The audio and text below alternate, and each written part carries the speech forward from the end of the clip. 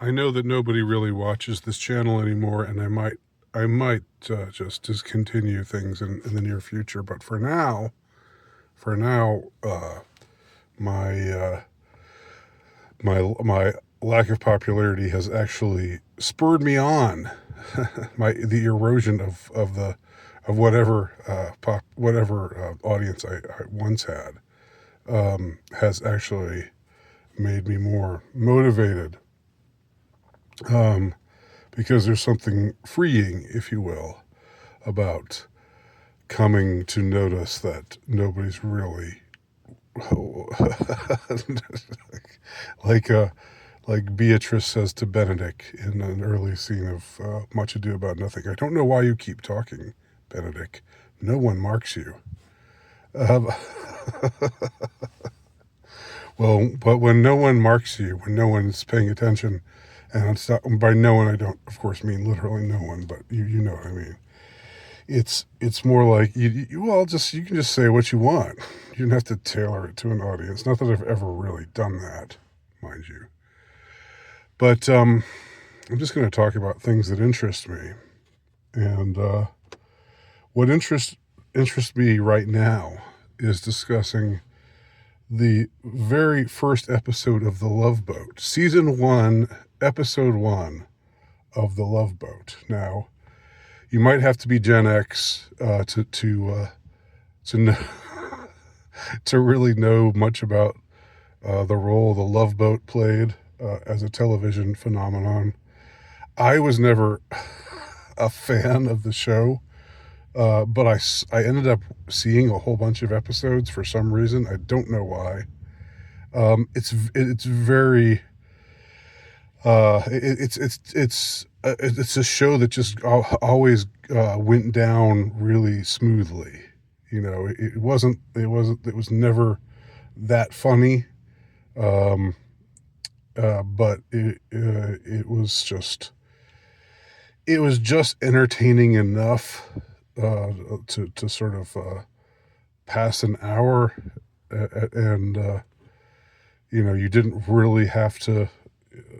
I mean, it's sort of it's the way I guess that television is in general to a lot of people, or was. Now it's the internet that's taken its place. But some people can just plant themselves in front of television and or could back in the heyday of television, and just keep watching and watching and watching, no matter what was on. I was never able to do that, but Love Boat had this kind of it captured this.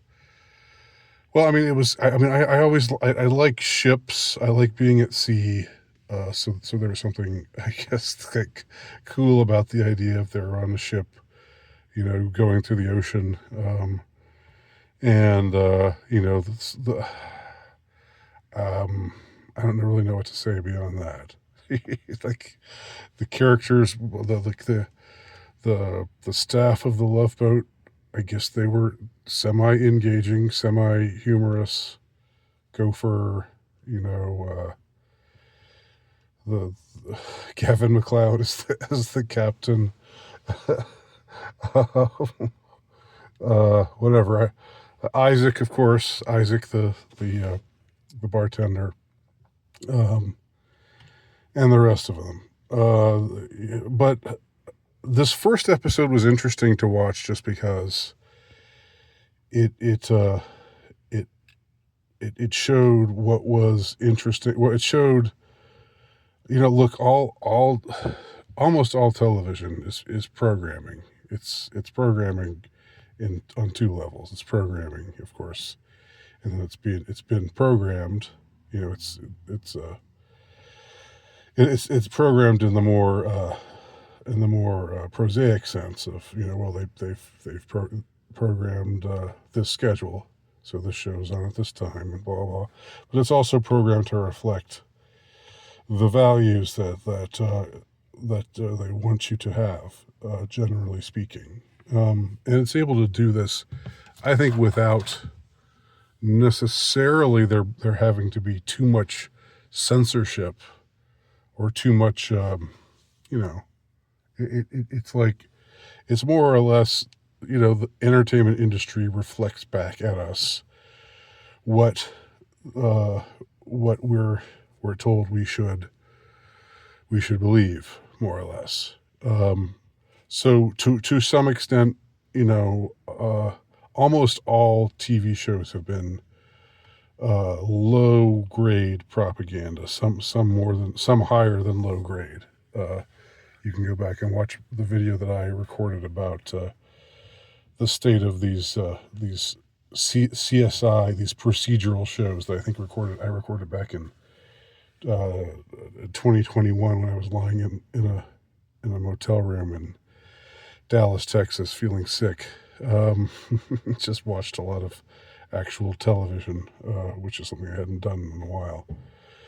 Okay, but the Love Boat. Okay, so it's about love, it's about romance, and so forth. But what were the actual plot lines of this original episode? How this came up is, it was just there on YouTube. It was like, I have, I guess Paramount shows and movies come free to me on YouTube because of something I agreed to pay at some point. Doesn't really matter. So I all of a sudden the video like episode 1 of The Love Boat came up, and so I'll just let me tune in and check this one out. Well, here we go. At almost the 7-minute mark of this video, I actually begin talking about the subject matter. 2 plot lines that I'm going to discuss that I think are interesting, that reflect the values of the time, and they continue to reflect the values of our time, except we've gotten worse. It's only gotten worse since the show's been on. But when the show was on, it was the early days of the sexual revolution. It was the late 70s, maybe 77 or so, I'm thinking. And so there was one plot line which involved Jimmy Walker from Good Times. The Dynamite, that guy. And his girlfriend was getting on this cruise all by herself, and he was saying, no, baby, no, don't get on that ship. And he follows her on board, and it turns out that they're having an argument, and the argument is she wants him to propose. They've been living together for a couple years. She wants more commitment from him. She wants him to propose. He says, well, can't we just, we got to enjoy our freedom, girl. Remember that show Roots? We've only had our freedom for a relatively short time. Very topical black humor of the period. And she's like, shut up, get off this ship. I'm leaving you behind because you're not committing to me. And she ends up, this black girl is rooming with this white girl. This white girl, sort of like a good time girl, party girl. And so she takes this black girl under her wing, and they go out and party together. And the girl, the black girl she doesn't take it too far. We don't see her hooking up with other guys or anything like that.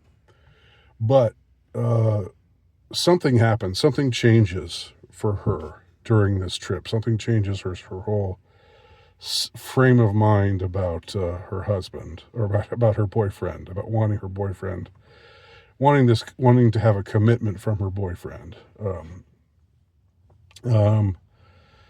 And he follows her to every port of call.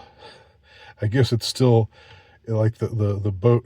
I thought the Pacific Princess just went to Hawaii, but I guess not always. In this episode, it goes to different places along the west coast of Mexico, I think. Cabo San Lucas, I think, is one of them, if I'm saying that right. And he follows her and shows up at every port with some romantic gesture, like bringing her flowers, or one time he rides up on a boat and saying, "Please, baby, come on, give me another chance." But and she always thinks, "Oh, he's finally going to propose to me," but Jimmy Walker from Good Times refuses to propose.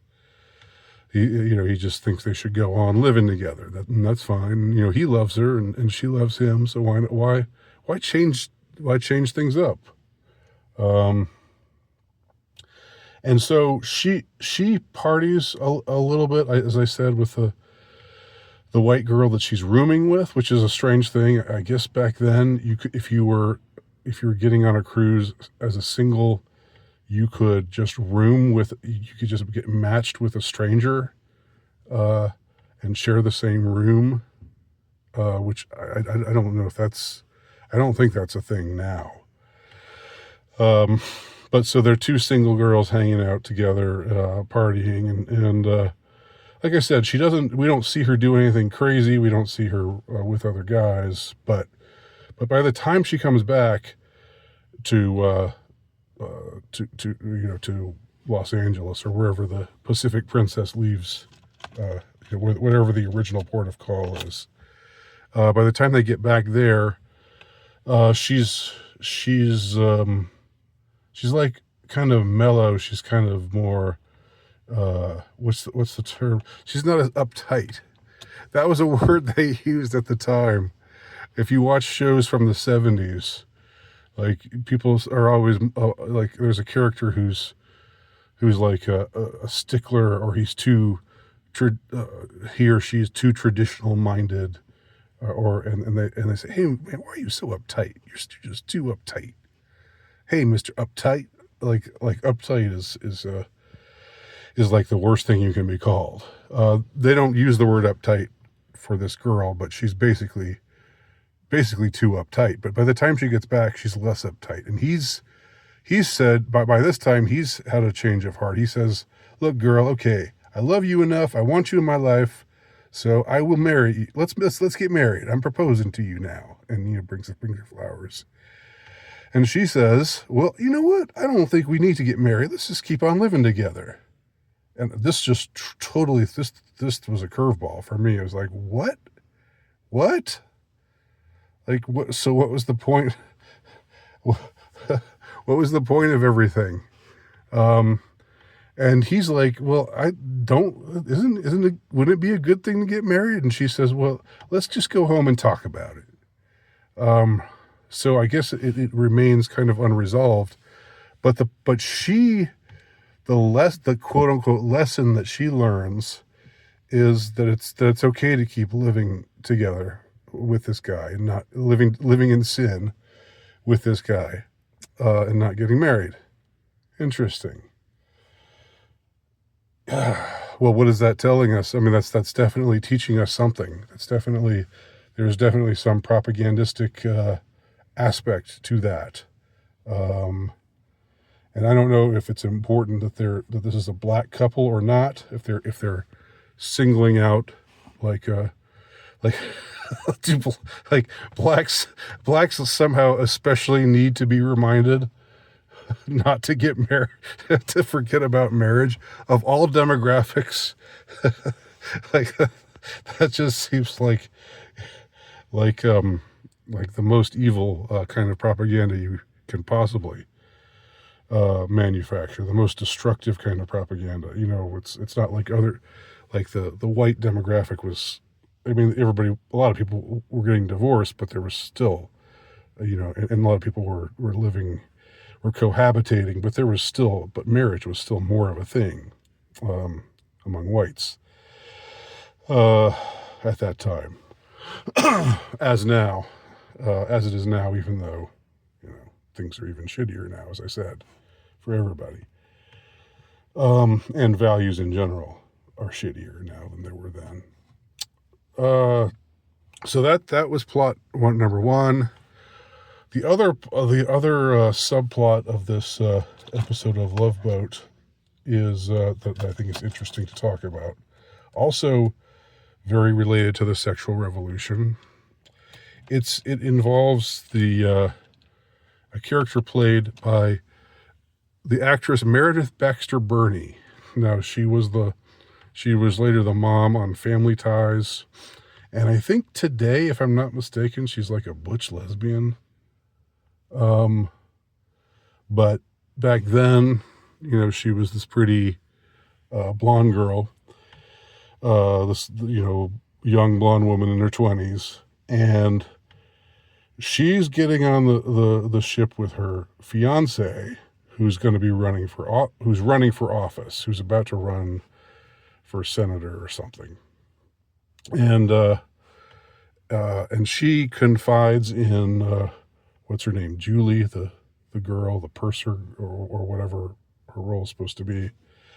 She takes her aside to confide in another girl, and she says, "Look, I've got this problem. I a few years ago, when I was in college, I needed money, so I posed nude for this magazine, and just now, the issue with me as the centerfold has come out, and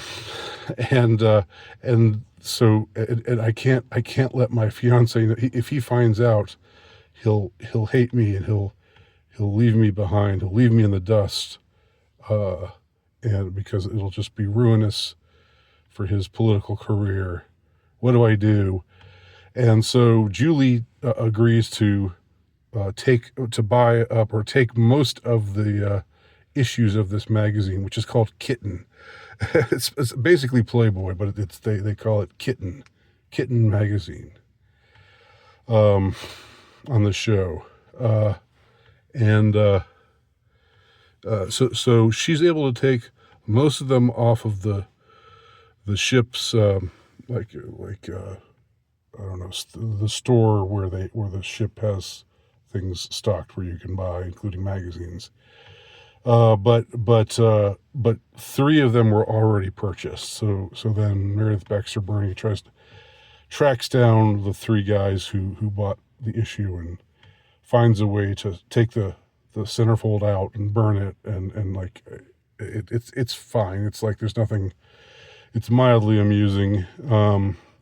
But then the twist at the end, like after the staff tells her, basically, look, you've got to be honest with your fiance because he's going to find out sooner or later, and you got to tell him what actually went down.